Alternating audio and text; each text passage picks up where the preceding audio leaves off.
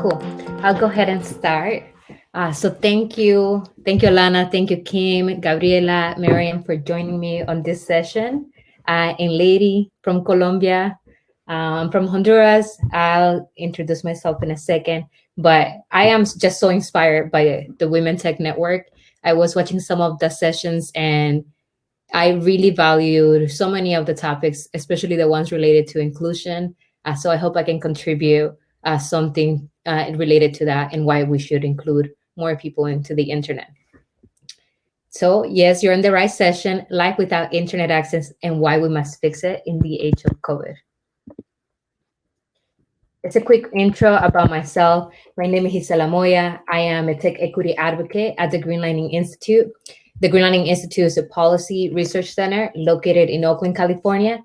I'm originally from Honduras, which is why I'm so glad that there's a fellow people from Latin America. I've been living in the US for the past 13 years. Last year, I was the first in my family to graduate from college. I graduated from UC Berkeley with a political science degree. And since then, I've been working on digital divide issues. And the digital divide and internet access is a very personal issue to me. For the past 7 years, my family in Southern California has lacked internet access. And it has been a true struggle. And I believe that with everything going on right now globally, internet access should be a priority, and which is why I really wanted to talk on this session. Hi, Shinwe. And just a few logistics. If you want to ask questions throughout the session, would you mind to put question first in capital letters and then the actual question? That way it's easy for me to see your question. Hi, Marjax. I hope I pronounced your name correctly. And to start us off, I want to ask everybody a question. At what age did you get your first computer, or when was the first time you had internet at home? Hi, Jamina. So if you mind, please answer this on the chat. All right, 14 years old.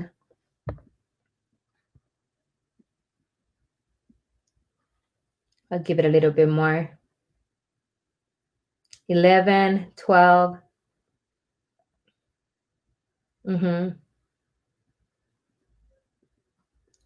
Yeah, that's right. Many people started early, and others sadly can never attain it, or it takes them really long to attain it.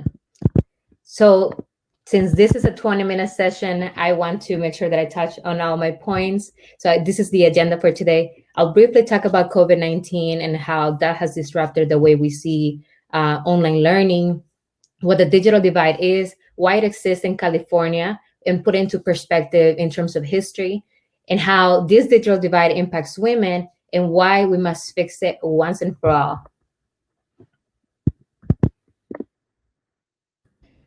The main takeaway that I want you to have and to live with today is that we have to start seeing internet service as an essential service. The same way we see energy, the same way we see water, we have to start seeing internet access the same way. We need internet for almost everything. We need it to apply for jobs. We know there's so many people currently unemployed who need access to the internet to apply for jobs, since many of the jobs now require for you to do it online. We also need the internet to make sure that students can complete their homework at home. We know that with the pandemic, so many schools have closed and students are required to have internet access at home. And we also needed to stay informed.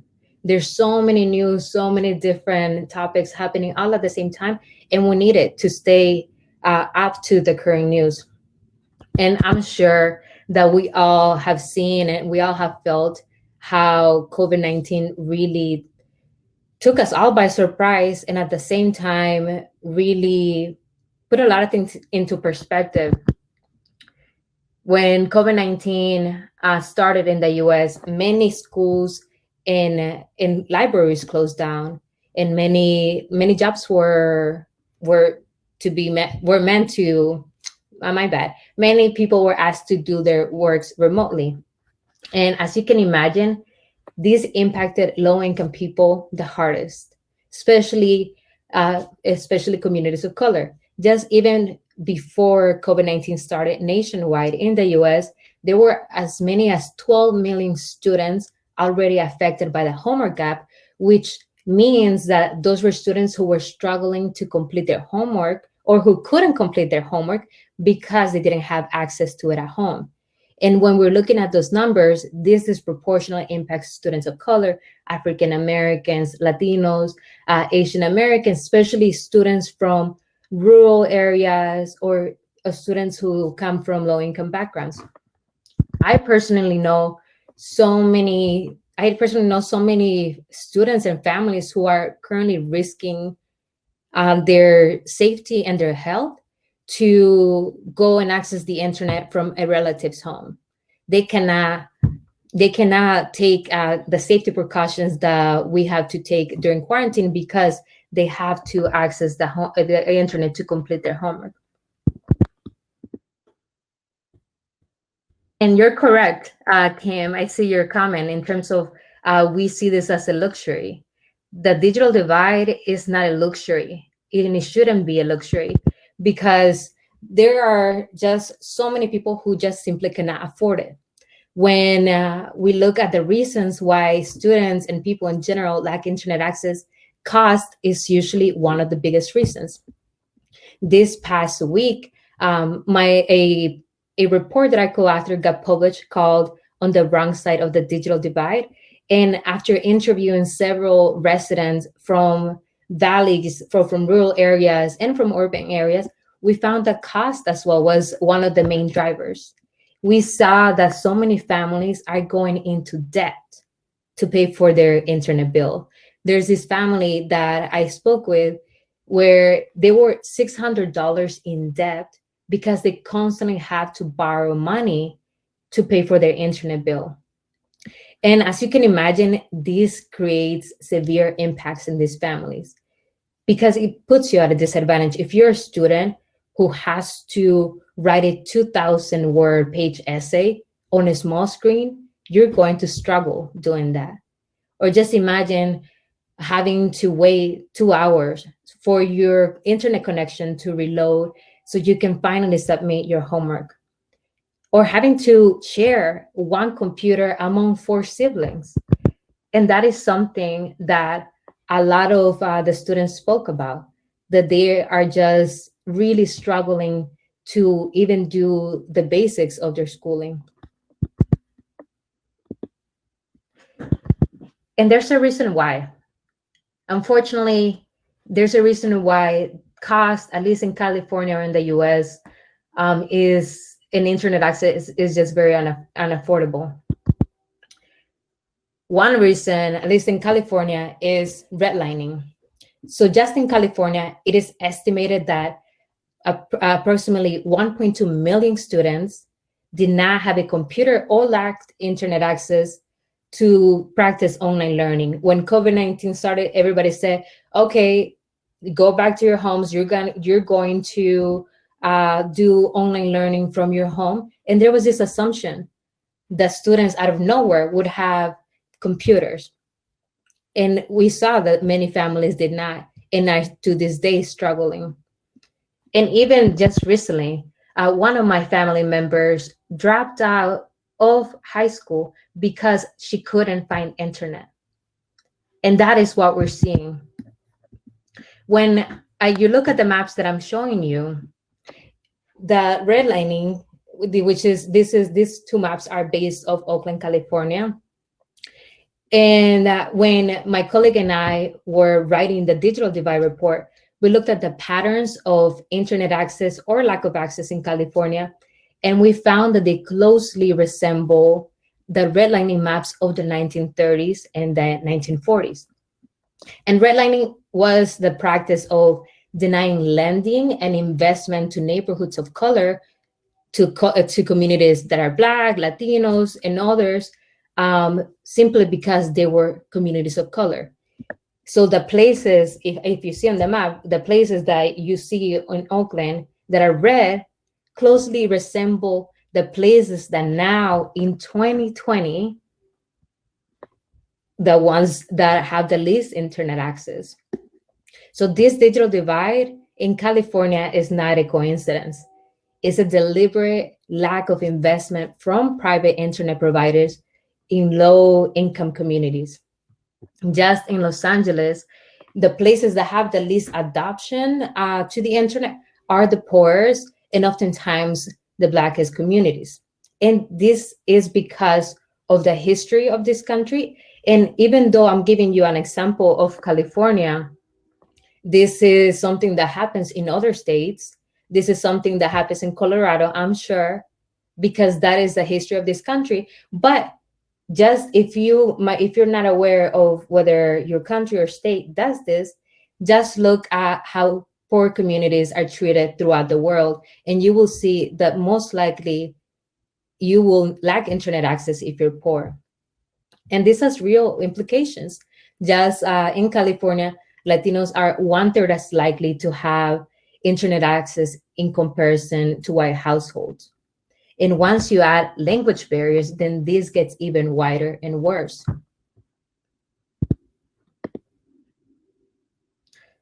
But these are just numbers.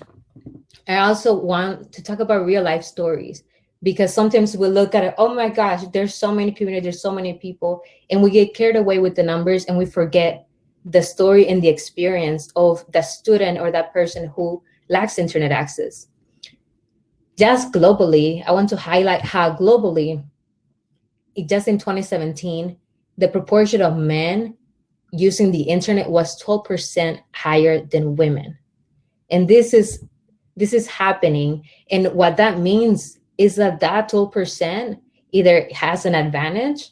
And what we know is, like, when we're not included in the internet, then that really harms and that really limits the opportunities that we can have. When I spoke to several women in Fresno, they shared with me the experiences with lacking internet access. For example, Pitch, who you see her quote on the slide, Pitch is a high school student who is super ambitious about business and having her own company and her own marketing company. And she was talking to me about how one of her projects is to design logos for businesses. And she's been doing this on a small screen that is also cracked. So here is a very ambitious woman trying to make it, trying to complete her homework, and trying to do something innovative right now, but is being limited by the lack of internet access, by not having a computer, because she has to design these logos on a small screen. And then you have Daisy, who wants to be a journalist, struggling to even apply to colleges because she doesn't have a computer. Daisy had to call her counselor, her high school counselor, to finish her college application because she was doing it in her phone, a small screen. Just imagine having to apply for a job or something big on your phone instead of a big laptop. It can be a true struggle. So we understand that digital skills and internet access are just so indispensable for young girls and young women, because internet access just simply should not be a barrier for more women entering the tech space, for more women entering sciences. Internet should not be the barrier. And this is why I believe that our future depends on closing that digital divide once and for all. Because when we close the digital divide, we're also helping close the gender inequality in the workplace. A report by Accenture said that if governments and businesses double the pace at which women become digitally fluent, then we could reach gender equality in the workplace by 2040 in developed countries and by 2060 in developing countries. And there's one thing that we know about women, that when we succeed, when we benefit, so does our families, and so does the broader economy, because we are bringing in more money, we are bringing in more innovation. As the other women in this conference have said, when women participate, we change and make products better, and we need to be part of that. We also need to make sure that we close this digital divide because we need to ensure that everyone has the tools to succeed. We need to make sure the students have the tools to succeed so they could become someone in their life, so they could go for the careers that pay a lot of money to help their families. And research after research talks about how students who have internet access at home perform better in math, science, and literature. And this is one of the reasons why we must close it, because we want to make sure that our societies are functioning correctly. Lastly, we want to make sure that we close it because we need to prepare for new ways of working. COVID-19 has reshifted the way we think about work. If we want to work from home, if we want to make sure that more jobs give employees at least that option, then we need to make sure that those employees have fast and reliable internet that doesn't make the call drop in the middle of your presentation. And there's ways we can do this. There's ways we can solve it. And of course, this might look different depending on the country or state that you are. But one solution in California is in the same realm in how we're seeing internet as an essential service. We can subsidize the internet bill. In California, there are several programs. For example, if you can, if you're low income, then you might get a subsidy on your water bill. We can do the same thing for internet. If cost is the biggest barrier, then we can help to lower that cost, because the more people get connected, the more our economies grow. And lastly, I just want to close with just reminding you that we should continue seeing internet services as an essential service, and to also keep in mind that is as we continue integrating more people into the internet, we have to make sure that there are data privacy laws set in place to ensure that women, that people of color do not get discriminated against online. And that's a topic for another day. But I'll just wanted to open up for questions. If you have any questions, and I'll answer them.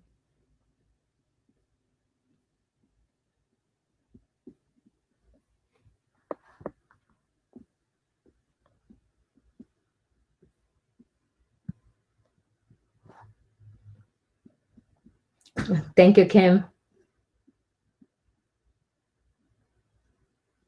Are there cities doing this well? Oh, okay. I'll answer Margie. How did you frame your research when starting out? In terms of talking to people, or in terms of the maps? So for the maps, we looked at the history of redlining, and we compared it to census data, where we're looking at the income, we're looking at how much internet adoption there is, and how affordable it is in those specific cities. And then we compared it, and then we saw that they're closely similar.